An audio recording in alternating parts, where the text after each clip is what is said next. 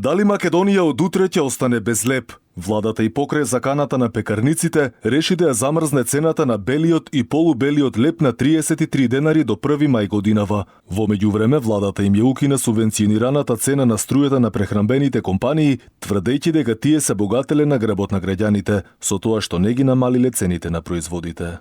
Ја замрзнуваме цената на белиот и полубел леб, сечен и на парчиња, или цел на 33 денари.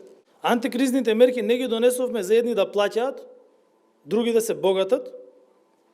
Антикризните мерки не беа донесени со цел да удрат по джебот на граѓаните и да бидат на штета на граѓаните, а на бенефит на поединци. Одлуките најверојатно утре ќе бидат објавени во службен весник, пошто веднаш стапуваат на сила. Производителите на леб остануваат на ставот дека ако одлуката стапи на сила, тие ќе престана со производство на леб, што значи дека веќе од утре продавниците може да имаат недостаток на овој основен прехранбен производ. Министерот за економија Крешник Бектеши ги повика производителите да ги прифатат одлуките и да не создаваат хистерија. Рече дека направиле анализи во соработка со Државниот пазарен инспекторат и со групацијата пекарници дека цената ќе биде прифатлива за сите. Да седнеме, да разговараме, се со цел да се најде соодветно решение, да направиме одлуки одржливи, каде што ќе имат вин-вин, а посебно за граѓаните, не само едностранна придобивка и секако заеднички да се обидеме да ја намалиме тежината посебно на најранливите категории на граѓани во нашата држава.